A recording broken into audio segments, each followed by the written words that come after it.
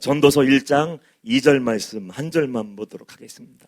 전도서 1장 2절 말씀.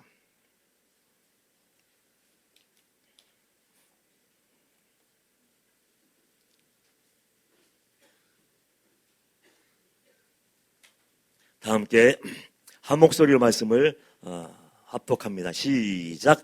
전도자가 이르되 헛되고 헛되며 헛되고 헛되니 모든 것이 헛되도다. 아멘. 오늘 이 시간도 성령님이 함께 하시는 줄 믿습니다. 마음 문을 하나님께 여시면 하나님께서 은혜 주실 줄 믿습니다. 저희 공동체 리더이신 박보영 목사님이 저에게 찾아오시고 만날 때마다 항상 두 가지를 말씀하셨어요. 개척교육 때부터 26인가 8때부터 만나서 교제했는데 오실 때마다 첫 마디가 임전도사 깡통을 버려야 돼. 그래서 계속 깡통을 버리래요.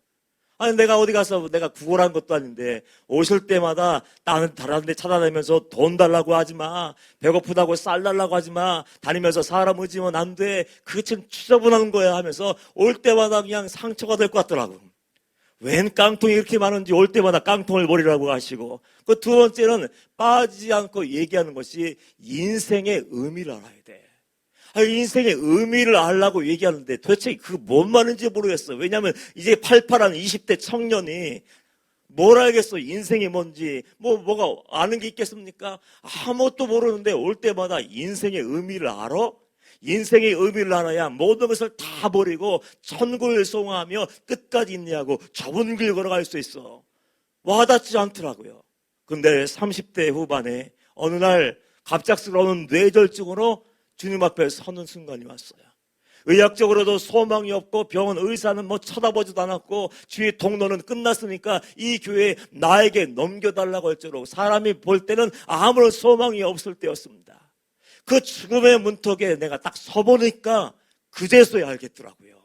목사님이 왜 인생의 의미를 알라고 하셨는지, 그 인생의 의미를 알아야 천국을 소망하며 그 길을 걸어갈 수 있다고 얘기했는지 그 의미를 알게 되더라고요. 내 죽음이라는 것이 어떤 어둠의 문제가 나의 것이 될 때 그제서야 늦게 깨달아요. 정말 미련한 사람이에요. 그런 경험이 있고 나서 배운 게 있으니까 후배 목회자들 만날 때마다 다른 얘기 하겠어요? 다른 얘기 안 했어요. 만날 때마다 인생의 의미를 알아? 네가 인생의 의미를 아니? 인생의 의미를 알아야 내가 하나님을 두려워하고 천국을 소망하고 그 길을 끝까지 걸어갈 수 있어. 그러면서 그런 얘기를 계속하며 만날 때마다 너는 말에 영혼을 깨워라. 성도들을 깨워서 잠자는 영혼들을 깨워서 그 영혼들을 하나님께로 인도하는 종이 되어야 돼. 그러기 위해서는 회개의 말씀을 증거하고 천국과 지옥이 있는 것을 알려주고 심판의 메시지를 그렇게 이제 승거할 수 있어야 돼. 그리고 그 영혼들을 위해서 쉬지 말고 무릎 꿇고 기도할 수 있어야 돼. 그 얘기를 목사님이 저에게 만날 때마다 얘기했던 것처럼 말할 때마다 그 전도사들 이제 20대 초반들 30대 초반들 그 목사들에게 전도사에게 얘기하니까 힘들었을 거예요. 계속 무한반복했더니 아마 이거 또 그 얘기야. 또 기도하라고 또 회개하라고 인생의 의미를 하려고 아마 그러면서 이제 힘들어했을지 모르겠어요. 마음에 와닿지 않고 힘들어했었는데 이번 주에 한 목사님이 찾아왔어요. 묻지도 않았는데 먼저 목사님 이제야 알겠습니다. 뭘 알아? 이번 주간에 한 달인지 모르겠지만요. 이번에 내 친한 함께 대학원에서 공부하고 함께 같은 교회에서 신앙생활하고 함께 신학을 공부하고 목회를 하던 내 친한 친구들이 2명이 어이없게 하나님 앞에 갔다는 거예요. 30대 새파란 아니 갑자기 왜 그렇게 됐어? 한 사람은 부정맥이 있었는데 갑자기 심장마비로 하나님의 부르심을 받았고 한 목사님은 성전에서 기도하고 있었는지 뭐하고 있었는지 모르지만 성전에 혼자 앉아있다가 갑작스럽게 뇌출혈이 와서 그 현장에서 하나님의 부르심을 받았다는 거예요. 죽음이라는 것이 먼 데 있는 줄 알았어요. 심판이라는 것이 저 먼 훗날의 얘기인 줄 알았고 나와는 관계없는 것 같았고 임철 목사님이 박보영 목사님이 아무리 얘기해도 나와는 관계가 없네 무덤덤하게 반응하던 그 목사님이 이제 알겠습니다. 죽음이 먼 곳에 있는 줄 알았더니 죽음이 나에게도 부지불식간에 임할 수가 있다는 것을 알았습니다. 그러면서 이 얘기를 했어요. 회개가 소망입니다. 언제 하나님이 나를 부르실지 모르고 언제 심판대 설 수 있을지 아무도 모르기 때문에 항상 주님 앞에서 부족한 마음을 가지고 두려운 마음을 가지고 떨림으로 날마다 회개하며 하나님의 부르심을 준비하는 것이 진짜 유일한 소망이고 해답인 것을 이제 알았습니다. 그런 얘기를 하더라고요. 내 것이 아니면 모르더라고요. 아무리 얘기해줘도 그게 뭔 말이야. 심판이 있어 몰라. 천국이 있어 몰라. 죄를 버려야 돼. 죄의 결국이 있고 죄의 사망이 있어. 그래서 아무리 얘기도 몰라. 막 무덤덤하게 반응하다가 내 주위에서 나에게 실제적으로 그 문제가 들이닥칠 때 그때서야 깜짝 놀라서 충격받고 목사님 이제 알겠습니다. 그런 얘기를 하더라고요. 오늘 우리가 읽었던 전도서의 말씀은 솔로몬 왕의 기록이에요. 여러분이 알고 있던 것처럼 솔로몬은 정말 누구도 이룰 수 없는 전무후무한 삶을 살았습니다. 모든 사람이 부러워할 수밖에 없는 그런 삶을 살고 모든 것을 다 가지고 모든 것을 다 누렸던 아쉬울 것이 하나도 없던 그 왕이었어요. 그런데 그 솔로몬이 인생의 후반기가 되어서 인생이 황혼의 저녁처럼 뉘엄뉘엄 넘어가고 이제 꼴깍 넘어갈 수 있는 그 순간이 왔을 때 내 삶을 돌아본 거예요. 늦게라도 내 삶을 돌아본 것이 저는 하나님의 은혜라고 생각해요. 내 삶을 돌아보고 내가 어떻게 살았나 가만히 이렇게 돌아보고 추적하고 점검하다 보니까 깜짝 놀란 거예요. 내가 청년의 때 처음 왕이 되었을 때는 두려운 마음이 있었는데 내가 떨린 마음으로 하나님께 나아가 예배하며 1000번째 예물을 드리며 기도하며 하나님 난 아이예요. 난 아무것도 할 수 없어요. 이 백성들 봐요. 얼마나 많은지 이 백성들을 어떻게 인도할까요? 이 왕국을 어떻게 인도할까요? 내가 어떻게 관리할 수 있습니까? 두려움과 떨림을 가지고 하나님 외에는 소망이 없네. 예수 그리스도의 십자가 외에는 방법이 없네. 그걸 깨닫고 떨린 마음으로 눈물 흘리며 보좌 앞에 나가서 예배하며 하나님께 듣는 마음을 어렵게 해주세요 하다가 지혜를 받았잖아요. 그렇게 예배하던 솔로몬, 하나님과 가까이에서 교제하며 하나님과 동행하던 그 솔로몬인데 어느 순간 열심히 살았을 거예요. 나름대로 최선을 다했을 거예요. 나라를 부강하게 만들고 백성들을 윤택하게 만들고 지혜와 학문을 위해서 공부도 열심히 하고 지식을 쌓고 사람들하고 토론하면서 인생을 많이 허비했어요. 열심히 나름대로 살면서 시간을 보내고 마지막 이제 인생을 마무리해야 될 그 순간이 왔을 때 어느 날 갑자기 문득 내가 어떤 삶을 살았을까? 내가 정말 하나님과 함께하는 삶을 살았을까? 처음 신앙의 감격을 가지고 구원의 기쁨을 가지고 주님과 동행하는 삶을 살았을까 하고 점검해 보니까 입이 딱 벌어지는 거예요. 불사. 내 안에 하나님이 안 계시네. 내 안에 구원이 없네. 내 안에 생명이 없네. 내 안에 하나님이 함께 하시는 줄 알았고 하나님의 영광이 내 안에 있는 줄 알고 나는 하나님과 동행하며 같이 걷는 줄 알았는데 가만히 둘러보니까 하나님이 안 계신 것을 늦게 깨달았어요. 그래서 젊었을 때는 사랑을 얘기하고 중년의 때는 지혜를 얘기하다가 마지막엔 전도서를 기록하면서 지금 2절 말씀을 통해서 우리에게 안타까운 마음을 가지고 이렇게 얘기해 주는 거예요. 전도자가 이르되 헛되고 헛되며 헛되고 헛되니 모든 것이 헛되도다.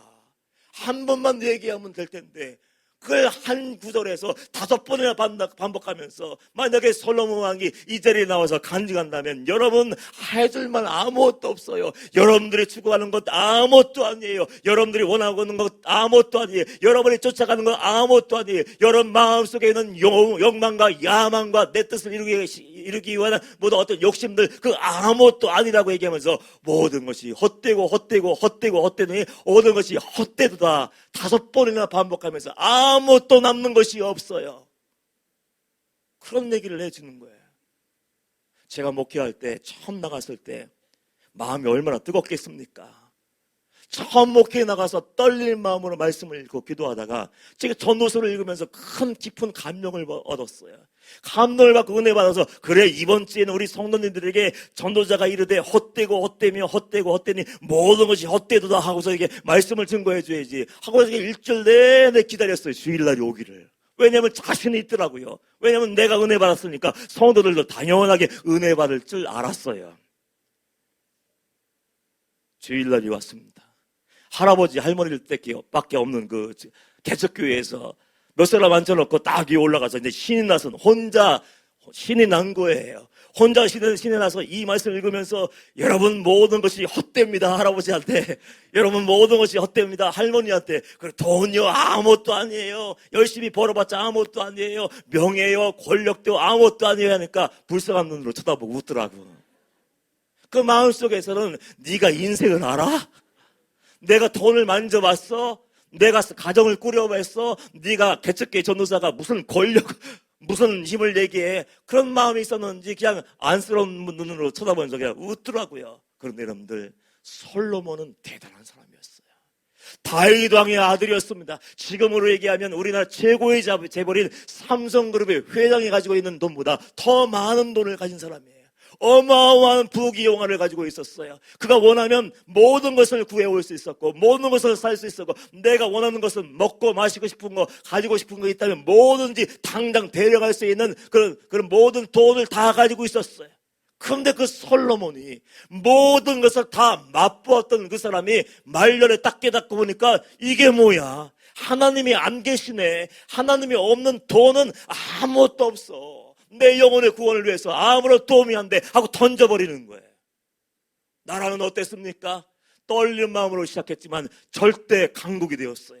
주변에 있는 모든 나라가 솔로몬에게 와서 머리를 조아리고 굽신거리고 조공을 바치는 누구도 감히 침략에 할 마음을 먹지 않았어요. 모두 머리를 숙이고 예 시키는 대로 잘할게요. 무엇이든지 명령만 하시면 내가 달려가서 하겠습니다. 그런 때였습니다.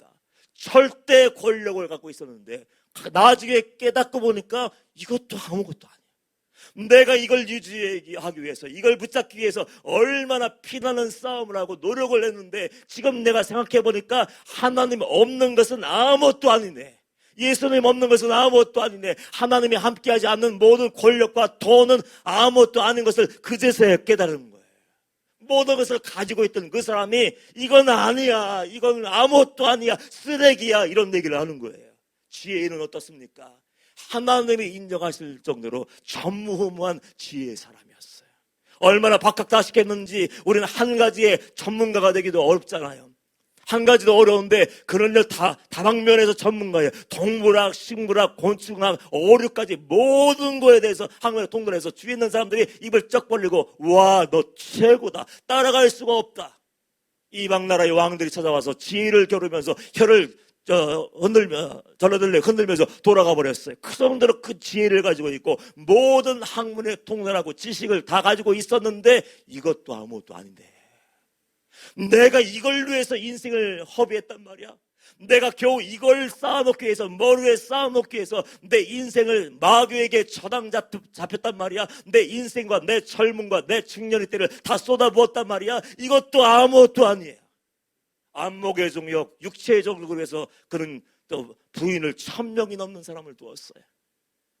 부인을 바꿔보고 또 바꿔보고 또 바꿔보았지만은 만족함이 없었어요. 모든 것을 가지고 누렸고 모든 파워, 세상의 모든 절대 권력을 가지고 있던 그 사람이 그 모든 것을 누려보았고 봤는데 아무것도 안 되는 거예요. 인생의 말년을 생각해보니까 이건 뭐 내가 뭘 위해 살았는지 아무것도 아니라는 거예요. 헛되다의 의미가 뭔지 아십니까? 바람이란 뜻이에요. 내가 잡았나 하고 딱 이게 내가 이 돈을 잡았네, 내가 명예를 잡았네, 내가 권력을 잡았네, 내가 이제 꼭대기에 올라왔네, 세상 지식을 내가 꽉 붙잡고 있네, 내가 행복을 위해서 이 땅에 어떤 것을 내가 쫓아가고 결국 붙잡았네 하고 딱 잡았다고 생각하는 순간 나와버리니까 없어요. 허무한 거예요. 결국은 아무것도 아니고 내 영혼의 구원을 위해서 내 영생을 위해서 아무런 도움을 줄 수 없고 혹시라도 하나님의 진노 아래 놓여있는 그 삶일지도 모르는 삶을 살기 위해서 내가 생명을 걸고 목숨을 걸고 내가 따라왔네. 아무것도 안 해. 펴보니까 아무것도 안 남아있지 않아요. 헤벨 아무것도 아닌데 바람을 잡으려고 했네. 그래서 그 이야기를, 내가 말년에 깨달은 그 진리를 그 청년들에게 얘기하는 거예요. 청년들아, 내가 창조자를 기억하라고 얘기하면서 말씀을 딱 결론을 내리면서 솔로몬이 전도서 12장 13절 14절 말씀에 뭐라고 얘기합니까? 이 일의 결국을 다 들었으니 하나님을 경외하고 그의 명령들을 지킬지어다. 이것이 사람의 본분이라. 그 솔로몬이 마지막 깨닫고 탄식하며 우리에게 알려주는 게 뭐예요? 결국 한 가지예요. 너희들 하나님을 절대로 놓치면 안 돼. 하나님을 잃어버리면 안 돼. 세상 어떤 것을 얻기 위해서 달려가 보지만 그것은 허상이고 허무야. 사단에게 속는 거야. 그러면서 하나님을 경외하고 그의 명령들을 지킬지어다.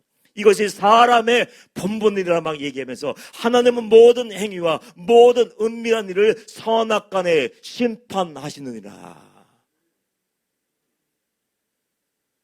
속으면 안 돼. 세상에게 속으면 안 되고, 돈에게 속으면 안 되고, 쾌락에게 속으면 안 되는 거예요. 죄에게 속으면 안 되는 거예요. 속는 순간 하나님에게서 시설을 고정시켜야 되는데 하나님에게 고정시켰던 시설을 다른 곳에 주는 순간 우리는 어이없이 자빠지고 넘어지고 죄의 늪에 빠져서 허우적거리고 헛된 야망을 위해서 달려가다가 하나님을 놓쳐버리고 영원한 생명책에서 이름이 지워지는 것도 모르고 그렇게 살더라고요. 아담과 하와를 생각해 보십시오. 저는 아담과 하와를 생각할 때마다 속이 상해요. 아예 아담과 하와 할아버지 할머니가 거기서 하나님과 사이좋게 잘 지냈으면 우리도 에덴 동산 내에서 멋지게 살 수 있었을 텐데, 근데 그 할아버지와 할머니가 어이없이 자빠져버릴 줄 누가 알았겠습니까? 하나님의 얼굴을 보았을 거예요. 하나님의 음성을 들었을 겁니다. 동산을 거니시는 하나님의 발자국 소리를 듣고 아담아 어디 있느냐, 하와야 어디 있느냐 부르시는 그 음성에 하루를 시작하고 하나님과 그 교제하며 살았을 거예요. 그래서 하나님과 함께하며 기뻐했을 겁니다. 하나님이 그들의 손을 이끌고 나가면서 야 이거 봤니? 내가 만든 코끼리야. 코가 얼마나 긴지 아니? 귀를 봐라. 부채같이 생겼지 않냐? 이게 말은 앵무새야. 말해봐. 너 따라할 거다 말. 하면서 이렇게 다니면서 이렇게 얘기하고 이건 말이야 망고고 이건 파인애플이고 이건 뭐고 하면서 다 따서 입에다 넣어주면서 정말 행복이 넘쳐나는 기쁨이 충만한 죽음의 두려움도 없고 심판의 두려움도 없는 그 삶을 살았을 거예요.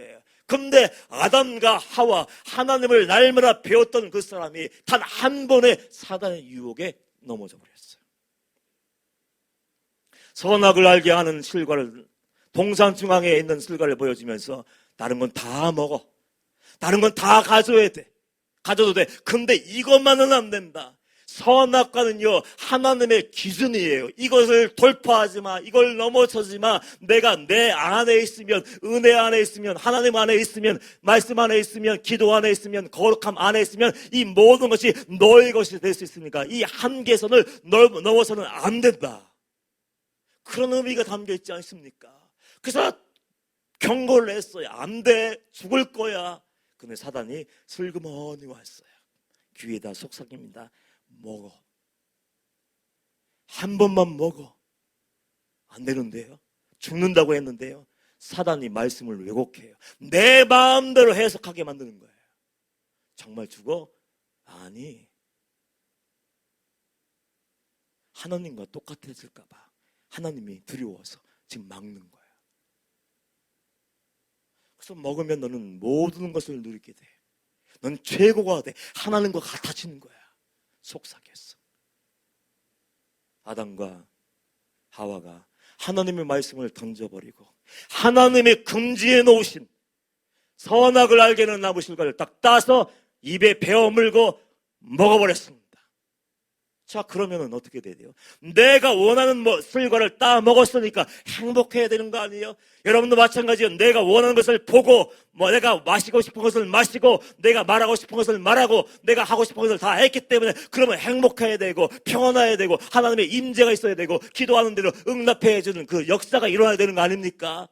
그런데 사단은 그럴듯한 이야기로 유혹을 하지만 목적이 달라.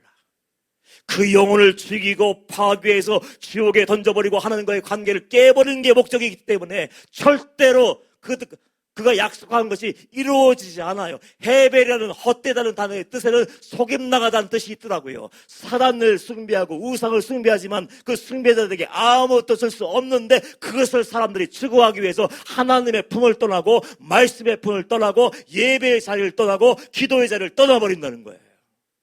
그래서 결과를 알죠.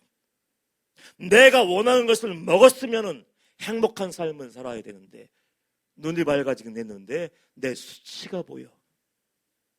내 부끄러운 것이 보이고 내가 꼭꼭 숨겨놨던 모든 죄가 다 드러나는 거야. 말로 지은 죄, 원망, 불평, 시기했던 모든 죄, 정죄했던 거, 판단하고 싸우고 다툰 모든 죄, 몸으로 지었던 모든 죄, 생각으로 지었던 모든 죄가 다 드러나고 죄책의 감옥에 갇혀버렸어요. 하나님이 그들의 이름을 부르시는데도 두려워서 도저히 나올 수가 없었어요. 결과적으로 어떻게 됐습니까? 사망이 오게 됐어요. 고통이 오게 됐어요. 생로병사, 이제 병들어 죽을 수밖에 없어요. 결국은 신라곤, 낙원을 빼앗겨버리고 말았어요. 지금도 사단은 여러분 귀에 속삭여요. 하나님이 아닌 다른 것을 붙잡아라.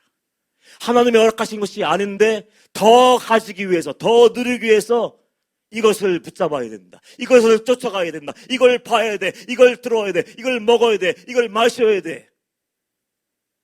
그는 사단에게 속는 거예요.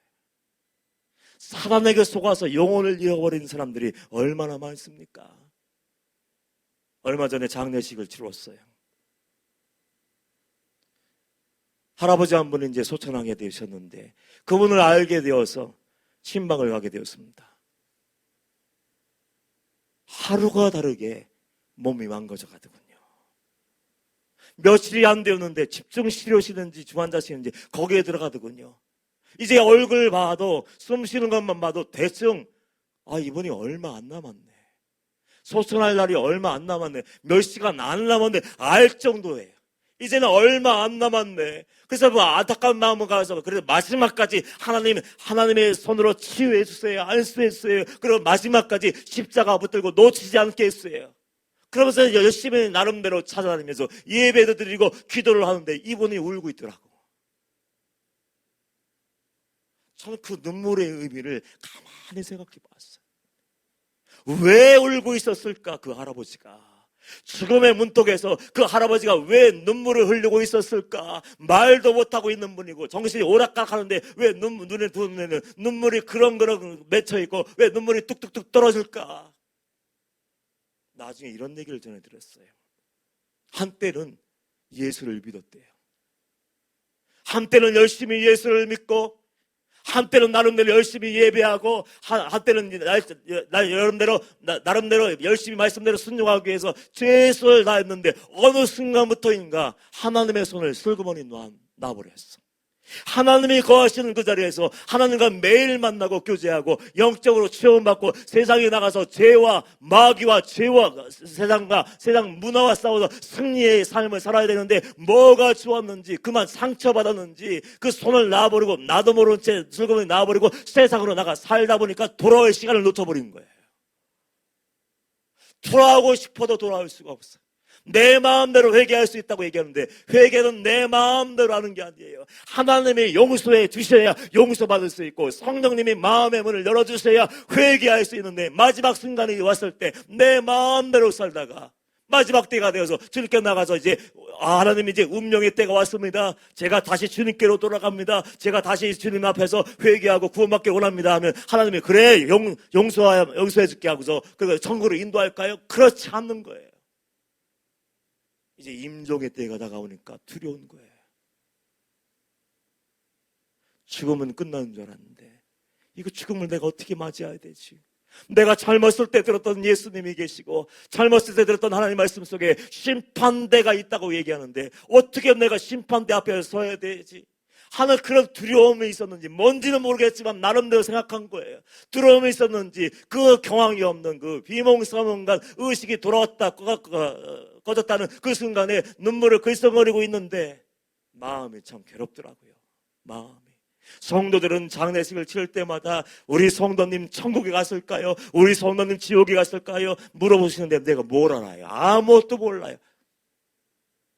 여러분이 구원받았는지 구원받지 않았는지는 여러분의 신념이 아니더라고요. 내 확신이 아니고 하나님이 심판대에서 결정하시는 거예요. 아무도 모르더라고요. 근데 어렴풋이 그냥 안쓰러운 마음, 안타까운 마음이 드는 거예요. 여러분도 마음에 손을 얹고 한번 생각해 보세요. 나는 지금 어디로 가고 있는가? 정말로 하나님을 향해 나가고 있는가? 나는 정말 하나님을 믿고 있는가? 아니면 솔로몬의 후예처럼요, 헛된 것을 쫓아가라고 내 뜻을 이루기 위해서 하나님을 던져버리고 말씀도 던져버리고 기도도 포기하고 예배도 포기하고 그저 내 주장만 외쳐다면서 내 뜻을 이루기 위해서 썩어질 것을 쫓아가고 있는 것은 아닌가? 탕자처럼 아버지 안에 있으면 내 모든 아버지의 모든 것이 내 것이 될 텐데 서둘러서 유산 달라고 하고 허락망탕하면서 세상에 푹 빠져 살고 있는 모습이 내 모습은 아닌가?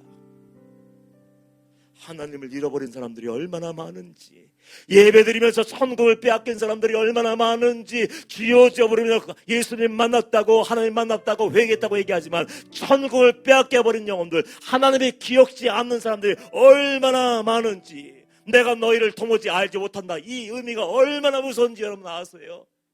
내가 너를 몰라, 이것은요 버림받은 것을 얘기하는 거예요. 예수 이름을 들먹으며 선지자 노릇했습니다. 예수 이름 얘기하면서 귀신도 내쫓았어요.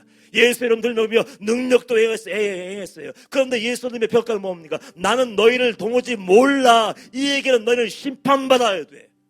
너희는 버림받은 자야.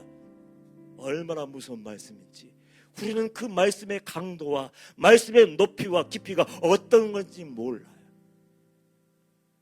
하나님을 잃어버리면 모든 것을 빼앗기는 것이고, 결국 내가 부귀영화를 누리고 안정감을 누린다 할지라도 50평, 100평짜리 아파트 살면 뭐합니까?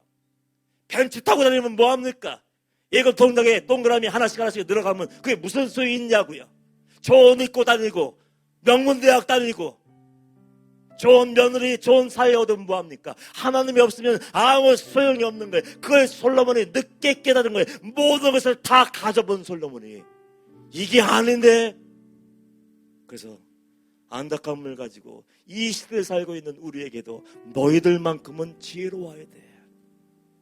너희들만큼은 지혜로워야 되고, 죽음이 내 앞에 있는 것을 알고 하나님을 높여버린 인생은요 아무 의미가 없다는 것을 너희가 알아야 돼. 그 마음과 애절함과 절박함을 가지고 알려주고 싶어서 모든 것이 헛되니 모든 것이 헛되다 하면서 5번이나 한 구절에 반복하면서 강조하면서 헤벨 아무것도 아니야, 바람이야, 사단이 너희를 속이는 거야. 아담과 하와를 유혹해서 한 봉에 그냥 넘어뜨렸던 것처럼 아무것도 아닌 문제, 말 한마디 때문에 너희들 영혼을 죽여버리고 너희들 삶을 엉망으로 만들고 결국 하나님 없는 삶을 살다가 마지막 날 심판대 앞에서 부들부들 떨게 만들려고 하는 거야. 속지 말라고 지금 헛되다 5번이나 얘기하면서 우리에게 경고하고 있는 거야. 더 늦기 전에 내 인생을 복귀해야 돼요. 바둑 두는 사람들이, 고수들이 바둑을 두죠. 대국을 합니다. 한 집 반 차이로 승패가 갈라지는데 딱 하나 실수하면 끝나더라고. 돌 하나 잘못 딱 놓으면은 흙이든 맥이든 하나 때문에 패배하는 거예요. 그래서 대국이 끝나면 그들이 꼭 하는 것이 있대요. 영적이에요. 우리 성도들이 그랬으면 얼마나 좋을까.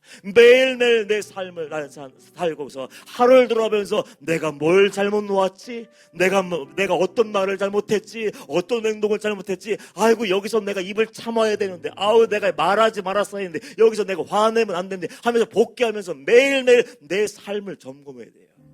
그들은요 처음 놓았던 돌부터 마지막까지 어떻게 그렇게 정확하게 하는지, 복귀를 하다가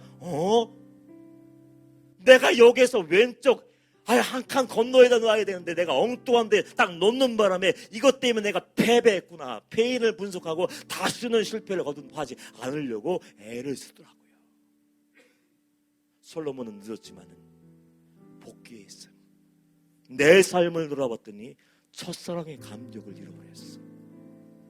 어렸을 때 하나님께 나갔던 그 뜨거운 마음, 감동, 예배 때마다 밀려오는 은혜를 다 잃어버리고 형식만 남았어요. 예배는 드렸어요. 제사도 드렸어요. 근데 하나님과 함께하는 시간은 전혀 없었고 그저 그냥 나라를 위해서, 그저 돈을 위해서, 그저 어디 가면 더 예쁜 부인 하나를 더 데려올까, 그러다가 인생을 다 허비해버리고 마지막 순간, 주님 앞에 갈 순간이 다가왔을 때 하나님이 그 마음을 탁 열어주셨는지 돌아보니까 깜짝 놀람.